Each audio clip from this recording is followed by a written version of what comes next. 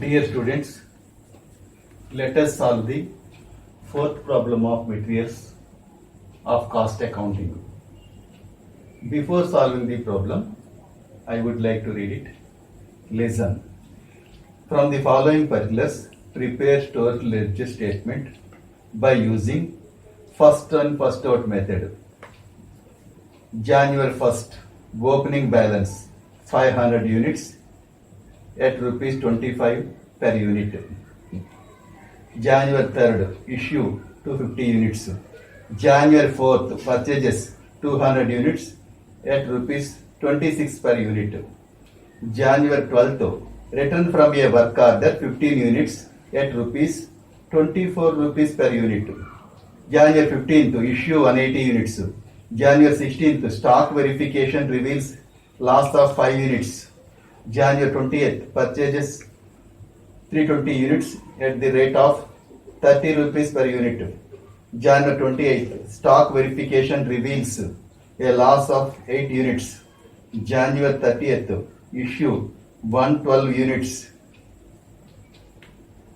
దిగువబడిన వ్యవహారాల నుండి ముందుగా వచ్చిన ముడి పదార్థాలను ముందుగా జారీ చేసే పద్ధతిని ఉపయోగించి స్టోర్స్ లెడ్జర్ ఆవర్జనను తయారు చేయండి. జనవరి 1 ప్రారంభ నిల్వ 500 యూనిట్లు, ఒక్కొక్కటి 25 రూపాయలు చొప్పున. జనవరి 3 జారీలు 250 యూనిట్లు. జనవరి 4 కొనుగోళ్లు 200 యూనిట్లు, ఒక్కొక్కటి 26 రూపాయలు చొప్పున. జనవరి 12 వర్క్ ఆర్డర్ నుండి వాపసు వచ్చినవి 15 యూనిట్లు, ఒక్కొక్కటి 24 రూపాయలు చొప్పున. జనవరి 15 జారీలు 180 యూనిట్లు. జనవరి 16 సరుకు సరిచూచినప్పుడు నష్టము 5 యూనిట్లు. జనవరి 20 కొనుగోళ్లు 320 యూనిట్లు, ఒక్కొక్కటి 30 రూపాయలు చొప్పున. జనవరి 28 సరుకు సరిచూచినప్పుడు నష్టము 8 యూనిట్లు. జనవరి 30 జారీలు 112 యూనిట్లు. ఫస్ట్ ఎప్పట్లాగే స్టేట్మెంట్ని డ్రా చేస్తాం. డ్రా చేసిన తర్వాత name of the material, code number, bin number as యూజువల్గా రాస్తాం. తర్వాత ఇటువైపున మ్యాక్సిమం స్టాక్ లెవెల్ గరిష్ట నిల్వ స్థాయి, మినిమం స్టాక్ లెవెల్ కనిష్ట నిల్వ స్థాయి, రీఆర్డర్ స్టాక్ లెవెల్ తిరిగి ఆర్డర్ స్థాయి. ఇవి రాసిన తర్వాత ఇది చేసిన న్యూ పాయింట్ ఏంటంటే రిటర్న్స్ ఒకటి, లాస్ ఒకటి. రిటర్న్స్ మనం అంటే తెలుగులో వాపసులు అంటాం. వాటిని ఎప్పుడు కూడా మనం ఏం చేయాలంటే పర్చేజెస్ అంటే కొనుగోలు కింద భావించాలి. ఎప్పుడు కూడా మనకు రిటర్న్స్ వచ్చినట్టయితే మనం పర్చేజెస్ చేస్తే ఏం చేస్తామో అదే విధంగా మనం చేయాల్సి ఉంటుంది. అలాగే లాస్ కానీ షార్టేజ్ కానీ ఇచ్చాడు అనుకోండి, తెలుగులో నష్టం కానీ తరుగుదల కానీ ఇస్తే దాన్ని ఎప్పుడు కూడా ఇష్యూ లేదా జారీ కింద భావించుకోవాలి. బాగా గుర్తుపెట్టుకోండి. Returns is equal to purchases, వాపసులు ఈజ్ ఈక్వల్ టు కొనుగోళ్లు, loss or shortage is equal to issue, నష్టము లేదా తరుగుదల ఈజ్ ఈక్వల్ టు జారీలు. ఇప్పుడు ఎప్పటిలాగే స్టేట్మెంట్ డ్రా చేస్తాం. డేటు, పర్టికులర్స్, పర్చేజెస్ ఏమో కొనుగోళ్లు, అలాగే యూనిట్స్, రేటు, టోటల్. అలాగే ఇష్యూస్లో కూడా జారీలు, యూనిట్స్, రేటు, టోటల్, బ్యాలెన్స్ నిల్వ, యూనిట్స్, రేటు, టోటల్ వేసి ఫస్ట్ జనవరి 1న ప్రారంభ నిల్వ 500 యూనిట్స్ ఇచ్చాడు. ఒక్కొక్క యూనిట్ కాస్ట్ 25 రూపీస్ అట. ఇది ఇంటూ ఇది పెట్టి మల్టిప్లై చేస్తే 12,500 వచ్చింది ఓపెనింగ్ బ్యాలెన్స్. జనవరి 3న ఇష్యూస్ ఇచ్చాడు. ఎన్ని యూనిట్స్ ఇష్యూ చేయమన్నాడు? 250 యూనిట్స్ జారీ చేశారట.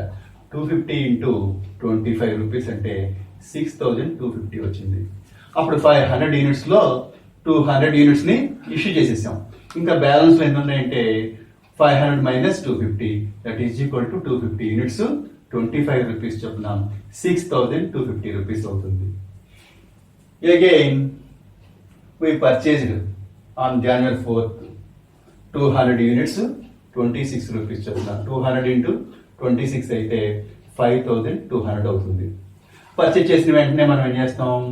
పై తేదీన ఉన్న బ్యాలెన్స్ని కిందకి రాస్తాం. రాసిన తర్వాత ఈ వేళ పర్చేజ్ చేసినవి 200 యూనిట్స్ 26 రూపీస్ చొప్పున 5,200 అవుతుంది. ఈ రెండింటికి కలిపి బ్రాకెట్ పెడతాం. ఇప్పుడు జనవరి 12న వర్క్ ఆర్డర్ నుంచి మనకి 15 యూనిట్లు వాపసు వచ్చినాయంట. వాపసుల్ని ఎప్పుడు కూడా పర్చేజెస్ కింద ట్రీట్ చేసుకోవాలి. వాపసుల్ని returns always treated as purchases. వాపసులను ఎప్పుడు కూడా కొనుగోలు కింద భావించుకోవాలి. 15 యూనిట్లు 24 రూపీస్ చొప్పున 360 రూపీస్ అవుతుంది. అప్పుడు మనం ఏం చేస్తామంటే ఎప్పట్లాగే ఈ 250 యూనిట్స్ ఈ 200 యూనిట్స్ కూడా కిందకి మనం డౌన్ చేస్తాం. చేసిన తర్వాత ఈవేళ మనకి 15 యూనిట్స్ వచ్చినాయి కదా, ఆ 15 యూనిట్స్ 24 రూపీస్ 360, ఈ మూడింటికి కలిపి బ్రాకెట్ పెట్టుకుంటాం. ఎప్పుడు కూడా మీరు రిటర్న్స్ని పర్చేజెస్ కింద ట్రీట్ చేసుకోవాలి, పర్చేజెస్లో వేసుకోవాలి. నెక్స్ట్ జనవరి 15న ఇష్యూ వచ్చింది, జారీ వచ్చింది. ఎన్ని యూనిట్లు ఇష్యూ చేయమంటున్నాడు? 180 యూనిట్లు. అంటే మనం ఏం చేయాలంటే ఈ 250 యూనిట్లోంచి 180 యూనిట్లు అంటే 180 యూనిట్స్ 25 రూపీస్ చొప్పున 4500 అవుతుంది. ఈ 250లోంచి మనకి 180 యూనిట్స్ ఇష్యూ చేసేసాం కాబట్టి ఇంకా 70 యూనిట్స్ మనకి బ్యాలెన్స్లో ఉంటాయి. 25 రూపీస్ చొప్పున 1750 అవుతుంది. తర్వాత మనకి దాని కింద మనకి 200 యూనిట్స్ 26 రూపీస్ చొప్పున 5600, 200 15 యూనిట్స్ 20 రూపీస్ చొప్పున 360 రూపీస్. మూడింటికి కలిపి బ్రాకెట్ పెడతాం. ఇప్పుడు జనవరి 16న 5 యూనిట్లు లాస్ ఎదురైందంట, 5 యూనిట్లు నష్టం వచ్చిందంట. నష్టాన్ని ఎప్పుడు కూడా మనం ఇష్యూ కింద, జారీ కింద తీసుకోవాలి. నష్టాన్ని జారీ కింద భావించుకోవాలి. జారీ చేస్తే ఏం చేస్తాం? ఈ 70 యూనిట్స్లోంచి 5 యూనిట్స్ని ఇష్యూ చేసేస్తాం. 5 ఇంటూ 25 125 రూపీస్ అవుతుంది. ఈ 70 యూనిట్స్లోనూ 5 యూనిట్స్ ఇష్యూ అయిపోయినట్టు. అప్పుడు మనకి ఏమవుతుందంటే 70లోను 5 పోతే 65 యూనిట్స్ 25 రూపీస్ చొప్పున 1625 వస్తుంది. దాని తర్వాత 200 యూనిట్స్ 26 రూపీస్ చొప్పున 5200, అలాగే 15 యూనిట్స్ 24 రూపీస్ చొప్పున 360. ఈ మూడింటికి కలిపి బ్రాకెట్ పెట్టుకుంటాం. ఇప్పుడు మళ్ళీ జనవరి 20న పర్చేజ్ చేసాం, కొనుగోలు చేసాం. ఎన్ని యూనిట్లు పర్చేజ్ చేసాం? 320 యూనిట్స్ పర్చేజ్ చేసాం. 30 రూపీస్ చొప్పున 9600 అవుతుంది. అప్పుడు పర్చేజ్ చేసిన వెంటనే ఏం చేస్తాం? పై డేట్లో ఉన్న బ్యాలెన్స్లన్నీ కూడా కిందకి దింపుతాం. 65 25 రూపీస్ చొప్పున 1625, 200 యూనిట్స్ 26 రూపీస్ చొప్పున 5200, 15 యూనిట్స్ 24 చొప్పున 360. ఈ రోజు పర్చేస్ చేసిన 320 యూనిట్స్ 30 రూపీస్ చొప్పున 9600. ఈ నాలుగింటికి కలిపి బ్రాకెట్ వేస్తాం. అప్పుడు మళ్ళీ జనవరి 28న మళ్ళీ వాళ్ళు స్టాక్ వెరిఫికేషన్ ఏమైందంటే 8 యూనిట్స్ లాస్ అయిపోయారట. దాన్ని మళ్ళీ మనం ఏం చేయాలంటే ఇష్యూ కింద తీసుకోవాలి. 8 యూనిట్స్ ఎందులోంచి ఇష్యూ చేస్తాం? ఈ 65 యూనిట్స్లోంచి 8 యూనిట్స్, 8 ఇంటూ 25 200 అవుతుంది. 65లోంచి 8 మనం ఇష్యూ చేసాం కాబట్టి 57 యూనిట్స్ మనకు మిగులుతాయి. 25 రూపీస్ చొప్పున 1425 రూపీస్ అవుతుంది. తర్వాత 200 యూనిట్స్ 26 చొప్పున 5200, 15 యూనిట్స్ 24 చొప్పున 360, 320 యూనిట్స్ 30 చొప్పున 9600. ఈ నాలుగిటికి కలిపి ఎప్పటిలాగే బ్రాకెట్ పెడతాం. ఇప్పుడు లాస్ట్లో జనవరి 30న మనకి 112 యూనిట్స్ని ఇష్యూ చేయమన్నాడు. 112 యూనిట్స్ ఎలా ఇష్యూ చేయాలంటే ముందు ఈ 57 యూనిట్స్ 25 చొప్పున ఇష్యూ చేసేస్తాం. 57 25 చొప్పున 1425 వచ్చింది. అలాగే మనకి ఇంకా 112 కావాలంటే ఇంకా 55 కావాలి మనకి. 200 యూనిట్లోంచి మనం ఏం చేయాలంటే 55 యూనిట్స్ 26 చొప్పున 1430 అవుతుంది. అప్పుడు ఇందులోంచి మనం ఇంకెన్ని మిగులుతాయి?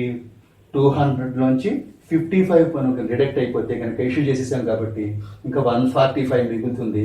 26 చొప్పున 3770, 15 యూనిట్స్ 24 చొప్పున 360, 320 యూనిట్స్ 30 చొప్పున 9600. ఈ మూడింటిని మనం యాడ్ చేసుకుంటాం. 480 యూనిట్స్ 13730 ఏమో అమౌంట్ అవుతుంది. That is the answer. So problem is completed. Thank you.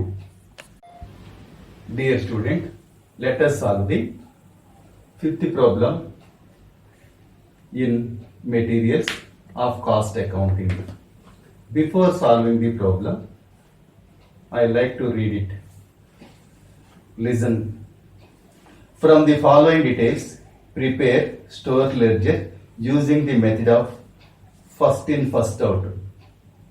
2010 January 2nd, stock on hand 1000 kgs at the rate of rupees 30 per kg. January 3rd, issued 140 kgs. January 4th, issued 200 kgs. January 8th, issued 160 kgs. January 13th, received from supplier 400 kgs at the rate of rupees 35 per kg. January 15th, returned from work order 30 kgs at the rate of 28 each. January 16th issued 300 kgs. January 18th received from supplier 600 kgs at the rate of rupees 32 each.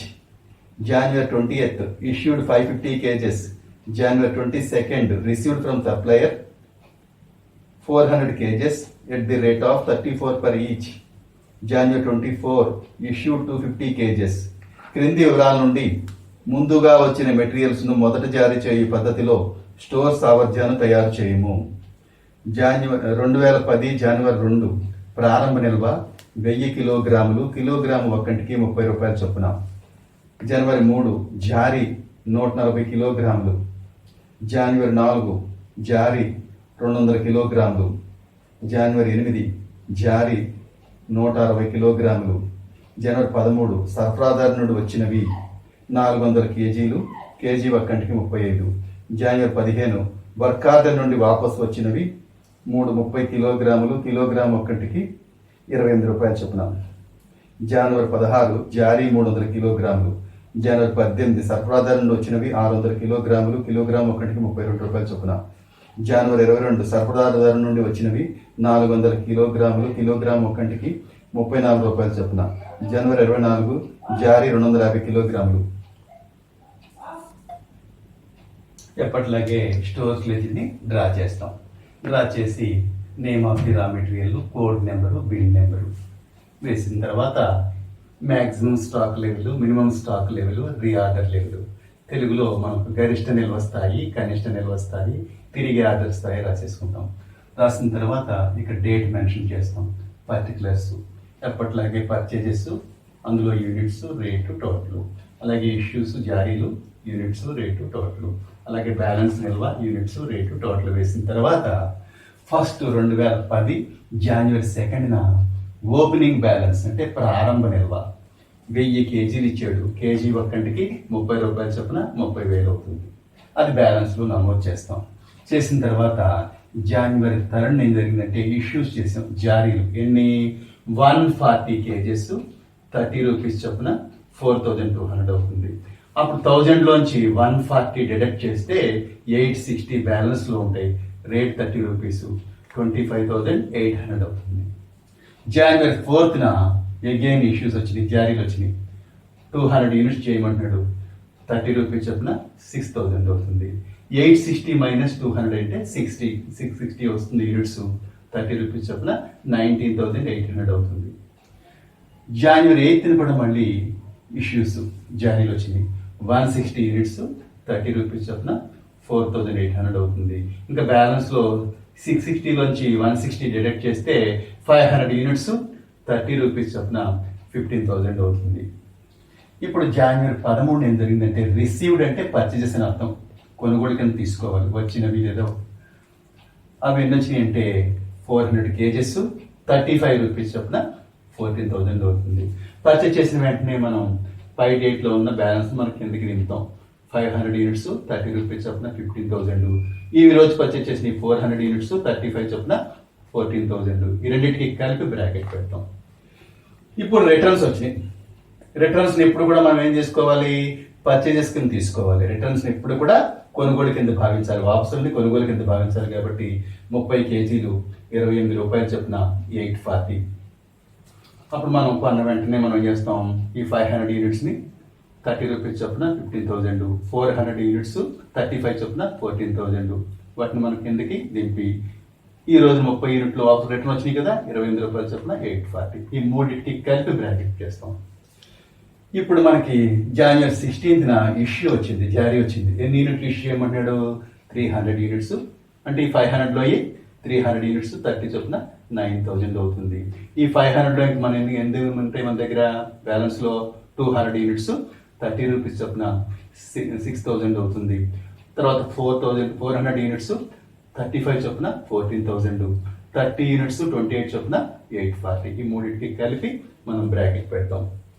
ఇప్పుడు మళ్ళీ జనవరి 18న received అంటే purchases కింద లెక్క. 600 units 32 rupees చొప్పున 19,600 వచ్చింది. అప్పుడు మనం purchase చేసిన వెంటనే మనం చేస్తామంటే పై 3 బ్యాలెన్స్ని దింపేస్తాం.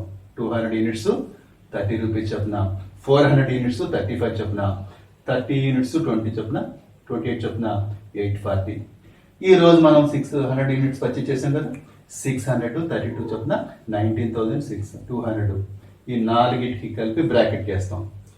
ఇప్పుడు జనవరి 20న ఇష్యూ వచ్చింది. ఎన్ని ఇష్యూ చేయాలంట? 550 యూనిట్స్ని ఇష్యూ చేయాలంట.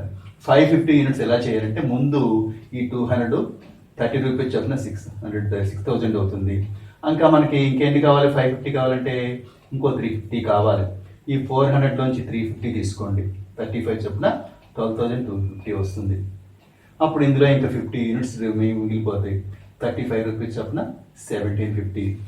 ఈ 30 యూనిట్స్ 28 చొప్పున 840. 600 యూనిట్స్ 32 చొప్పున 19,200. ఈ మూడు కలిపి బ్యాలెన్స్ లో ఉంటాయి. ఆ తర్వాత మళ్ళీ జనవరి 22 మనం ఏం చేసామంటే రిసీవ్డ్ పర్చేజ్ చేసుకున్నాం, కొనుక్కున్నాం అనమాట. 400 యూనిట్స్ 34 చొప్పున 13,600 అవుతుంది. కొన్న వెంటనే మనం ఏం చేయాలంటే ఈ మూడు ఉన్న పై డేట్ లో ఉన్న మూడింటిని కూడా ముందు తీసుకొచ్చేస్తాం. 50 యూనిట్స్ 35 చొప్పున 1,750, 30 యూనిట్స్ 28 చొప్పున 840, 600 32 చొప్పున 19,200. ఈ రోజు పర్చేస్ చేసి 400 యూనిట్స్ 34 చొప్పున 13,600. ఇప్పుడు లాస్ట్ లో జనవరి 24న ఇష్యూ వచ్చింది జారీలు. ఎన్ని యూనిట్స్ ఇష్యూ చేయమన్నాడు? 250 యూనిట్స్ ఇష్యూ చేయాలంట. 250 ఎలా చేయాలంటే 50 యూనిట్స్ 35 చొప్పున 1,750, ఈ 30 యూనిట్స్ 28 చొప్పున 840. ఈ రెండు కలిపితే 8 అయినాయి. ఇంకా మనకి ఎన్ని కావాలి? 170 కావాలి. ఆ 170 600 లోంచి తీసుకోవాలి. 170 యూనిట్స్ 32 రూపీస్ 5,440 రూపీస్ అవుతుంది. ఈ 6,000 లోంచి 170 డిడక్ట్ అయిపోతే మనకి 430 కేజెస్ మిగిలిన 32 రూపీస్ చొప్పున 13,760. ఈ 400 యూనిట్స్ 34 చొప్పున 13,600. అప్పుడు మనం ఏం చేస్తామంటే లాస్ట్ డేట్ లో ఉన్న యూనిట్ని అమౌంట్ని టోటల్ చేస్తాం. ఇదేమో 830 యూనిట్స్ వచ్చాయి. నెక్స్ట్ ఏమో అమౌంట్ ఏమో 27,360 రూపీస్ వచ్చింది. That is the answer. So problem is over. Thank you.